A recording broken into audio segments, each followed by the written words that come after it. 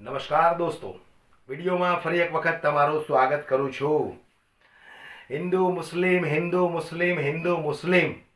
જ્યારે જ્યારે ચૂંટણીઓ આવે એટલે હિન્દુ મુસ્લિમ સિવાય બીજું સોશિયલ મીડિયામાં કે ગોદી મીડિયામાં તમને કંઈ નહીં દેખાય. કારણ કે ભારતીય જનતા પાર્ટીએ હવે નક્કી કરી લીધું છે કે જ્યાં સુધી સત્તામાં રહીએ ત્યાં સુધી હિન્દુ મુસ્લિમ આ એક જ ફંડો આપણી પાસે છે ચૂંટણી જીતવા માટેનો, બીજો કોઈ ફંડો છે નહીં. બરાબર ને? એટલે રોજ ઉઠીને હિન્દુ મુસ્લિમ કરવાની, લોકોને ડરાવવાના.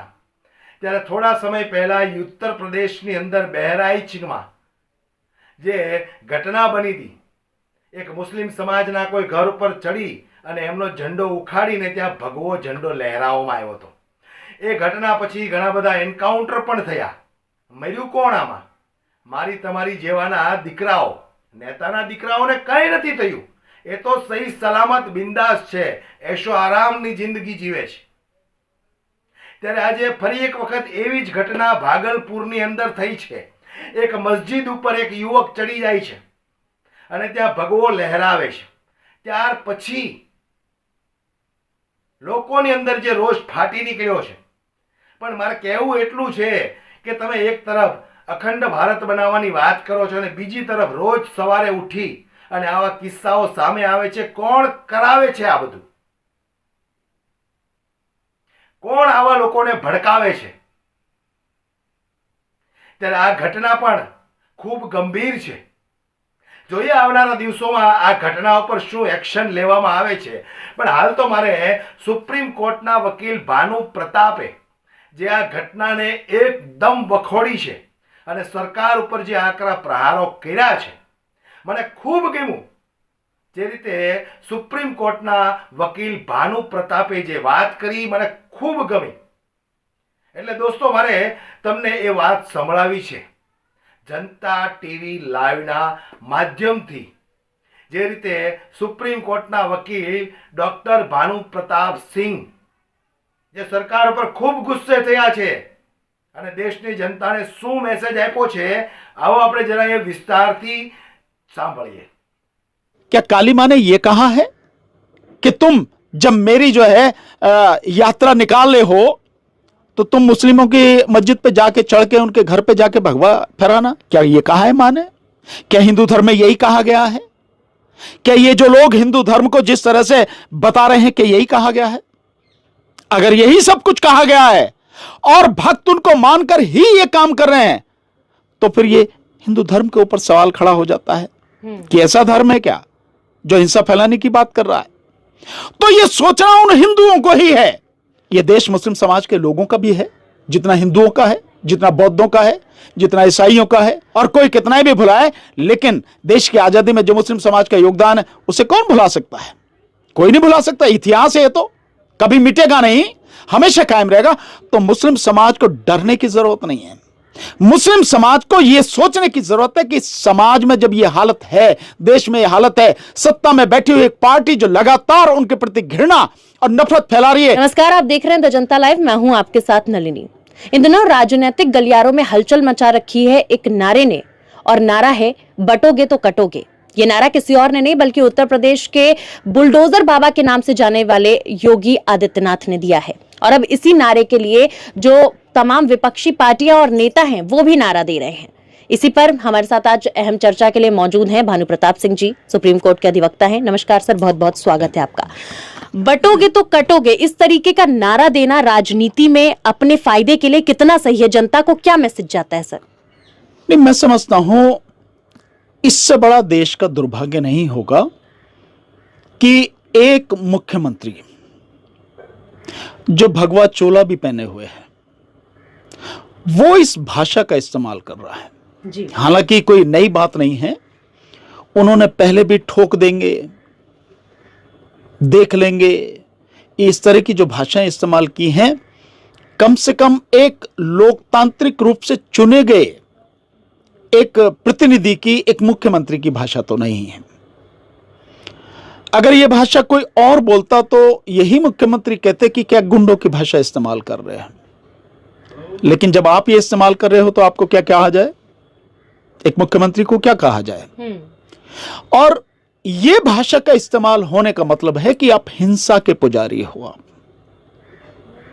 अगर हिंसा फैलानी पड़ती है तो भी आपको कोई गुरेज नहीं होगा। और ये क्यों कह रहे हो आप? क्या आपके मन में कोई डर है? क्या आपने पीछे कोई ऐसे काम कर रखे हैं, ऐसे कार्य कर रखे हैं जिसकी वजह से एक मुख्यमंत्री को, एक भगवाधारी को, एक सन्यासी का चोला पहने हुए व्यक्ति को, एक योगी को ऐसी भाषा इस्तेमाल करनी पड़ रही है? कहीं ना कहीं कोई मन में डर है, ऐसे काम किए हैं आपने, ऐसे डर है। पर अगर हुआ भी है तो भी यह भाषा नहीं बोलनी है, क्योंकि यह भाषा लोकतंत्र के विरुद्ध है, संविधान के विरुद्ध है और देखा जाए तो इंसानियत के भी विरुद्ध है ये जो भाषा बोली जा रही है। तो मैं ये मानता हूं कि लोकतंत्र में और चुनाव के समय भाषा वो बोलनी चाहिए जो संवैधानिक दायरे में है। कम से कम एक संविधान की शपथ लेने वाले व्यक्ति को तो बोलनी चाहिए। अच्छा, दूसरी तरफ जो भाषा इस्तेमाल हो रही है, स्वाभाविक है कि अगर एक तरफ से इस तरह की भाषा का इस्तेमाल होगा तो उसकी प्रतिक्रिया तो होगी। भाई एक्शन है तो रिएक्शन होगा ही होगा। और उस रिएक्शन में आप देखिए विपक्ष की जो भाषा है वो भाषा कितनी संयमित है जी, कितनी नपी तुली भाषा है, कितनी संवैधानिक दायरे में है। उस भाषा को देखिए आप, तो एक तरफ सत्ता में बैठे हुए लोग हैं जो सत्ता में बने रहने के लिए हिंसा की भाषा का इस्तेमाल कर रहे हैं, और एक तरफ विपक्ष के लोग हैं, वो लोग विपक्ष में हैं बावजूद उसके बहुत संयमित भाषा का, लोकतांत्रिक भाषा का, संवैधानिक भाषा का इस्तेमाल कर रहे हैं। यही अंतर है, और यही अंतर यह आपको बताता है, और लोगों को इस बात को जानना चाहिए, समझना चाहिए कि सत्ता में किनको रहना चाहिए और किनको उखाड़ के फेंक देना चाहिए। आपने कोई काम किया है नहीं, लोगों की भलाई के लिए कोई काम नहीं किया, आपने लोगों की शिक्षा का इंतजाम नहीं किया, शिक्षा की बर्बाद कर दी। और अभी एक बड़ी मजेदार बात आ रही है कि एक व्यक्ति जो मुख्यमंत्री है, जो बटेंगे तो कटेंगे का नारा दे रहा है, वही व्यक्ति 27,000 प्राइमरी स्कूल उत्तर प्रदेश में बंद करने जा रहा है। तो इसके विषय में क्या कहना है मुख्यमंत्री का? क्या देश के बच्चों को एजुकेशन नहीं चाहिए? मैं आपको एक बहुत बड़ी एक बात सुनाता हूं। जापान में ऐसा कहा गया है कि जापान में एक रेलगाड़ी जाती थी, तो पता लगी कि भाई रेलगाड़ी में कोई आता जाता नहीं है, तो इसको सरकार ने कहा कि इसको बंद कर देते हैं। जब ये बात हुई तो पता लगाया गया कि देखें भाई क्या स्थिति, जब कोई आता जाता नहीं तो क्यों चलाई जा। पता लगी कि एक बच्ची, उस ट्रेन से केवल एक बच्ची स्कूल पढ़ने आती जाती थी। सरकार ने वो ट्रेन बंद नहीं की जब तक उस बच्ची की एजुकेशन पूरी नहीं हो गई। यह है अपने देश के बच्चों के प्रति, अपने देश की जनता के प्रति, अपने देश के बच्चों की शिक्षा के प्रति और देश की तरक्की के प्रति डेडिकेशन। यह है समर्पण, यह है तरक्की का रास्ता। और आप 27,000 स्कूल बंद करने जा रहे हो। आप कह रहे हो कि जिस स्कूल में 50 से कम बच्चे पढ़ते हैं आप उसको बंद कर देंगे। आप 50 से कम की बात कर रहे हो, और वहां एक बच्ची के लिए लगातार जब तक उसकी एजुकेशन पूरी नहीं होगी सरकार ने ट्रेन चलाई एक बच्ची के लिए। तो जो बटेंगे और कटेंगे की भाषा बोल रहे हैं, उनकी भाषा में और इस देश की हकीकत में, इस देश के संविधान ने जो आदेश उनको दिया है जी, जो संविधान के नीति निर्देशक सिद्धांतों में जो आदेश दिए गए हैं सरकार को, जो मैंडेटरी है, उनके प्रति क्या समर्पण है, इसी से पता लग रही है। इसलिए मैं बार बार कहता हूं कि बीजेपी को, मोदी योगी को, इनको सत्ता से उखाड़ कर फेंकना बहुत जरूरी है, अन्यथा इस देश की हालत बद से बदतर होती चली जाएगी। भाषा इनकी बता रही है। सर, बार बार देश में हिंदू मुस्लिम दंगे देखे जाते हैं। कई बार ये देखा जाता है कि माहौल को खराब करने की कोशिश की जाती है। बहराइच में देखा गया, और अब एक दिन पहले भागलपुर में बिहार के देखा गया कि काली विसर्जन यात्रा के दौरान मस्जिद पर भगवा लहराया गया। आखिर क्या करने की कोशिश की जा रही है? बहराइच में भी कुछ दिन पहले इस तरीके की चीजें हुई, अब भागलपुर।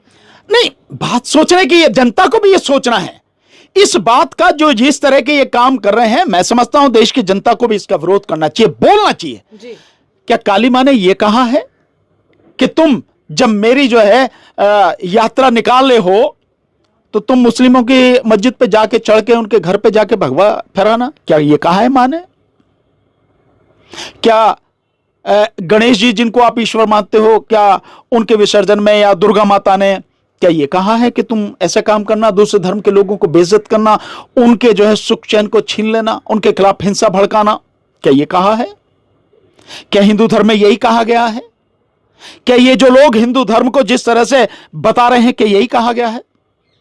अगर यही सब कुछ कहा गया है और भक्त उनको मानकर ही ये काम कर रहे हैं, तो फिर ये हिंदू धर्म के ऊपर सवाल खड़ा हो जाता है कि ऐसा धर्म है क्या जो हिंसा फैलाने की बात कर रहा है? तो ये सोचना उन हिंदुओं को ही है, ये सोचना उन लोगों को ही है जिनके नाम पर, जिनके धर्म के नाम पर ये सारी घिनौनी घटिया राजनीति हो रही है। भागलपुर हो, बहराइच हो या भिलाई हो या कहीं भी हो, ये सारा सब कुछ धर्म के नाम पर है, क्योंकि इसके अलावा उनके पास है ही नहीं कुछ। बताएंगे क्या क्या काम किया है? एजुकेशन में क्या किया, लोगों को रोजगार देने में क्या किया, लोगों की स्वास्थ्य सुविधाएं जो उपलब्ध कराने में क्या किया, लोगों को सुरक्षा देने में क्या उन्होंने योगदान है? क्या वन रैंक वन पेंशन में जो वादा किया था पूरा कर दिया? क्या ओल्ड पेंशन स्कीम के लिए लोग लगातार लड़ रहे हैं, क्या उसमें कोई काम किया? क्या किया है इन्होंने? कुछ भी नहीं। तो बताएंगे क्या? तो इसलिए वही हिंसा फैलाना चाहते हैं, और उसी हिंसा के ये धार्मिक जुलूस में मैं तो समझता हूं कि ये जो इनके ईश्वर हैं, इनके देवी देवताएं हैं, अपने इन घिनौनी करतूतों से अपने उन देवताओं का, उस ईश्वर का अपमान करने के अलावा और कुछ नहीं। આ વિડીયોને વધુમાં વધુ શેર કરો અને સમજમાં આવ્યું હોય તો જાગૃત પણ સાથે સાથે બનતા જજો દોસ્તો, કારણ કે આમાં મારા તમારા બાળકો જ કપાય છે, નેતાઓના દીકરાઓને કાંઈ ફરક પડતો નથી, નેતાઓને ફરક પડતો નથી।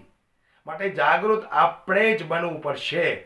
જ્યાં જ્યાં આવી ઘટનાઓ બને છે એને રોકીએ, એને રોકવાનો પ્રયાસ કરીએ, કારણ કે દેશની આઝાદીમાં હિન્દુ મુસ્લિમ સિખ બધા ધર્મના લોકોએ બલિદાન આપેલું છે। એટલે આપણે એવું ન કહી શકીએ કે ભારત દેશ ફક્ત હિન્દુઓનો છે કે ભારત દેશ ફક્ત મુસ્લિમોનો છે। આપણે એવું ન કહી શકીએ। વિડીયો વધુમાં વધુ શેર કરો, દરેક લોકો સુધી પહોંચે। પસંદ આવ્યો હોય તો લાઈક કરવાનું ભૂલશો નહીં।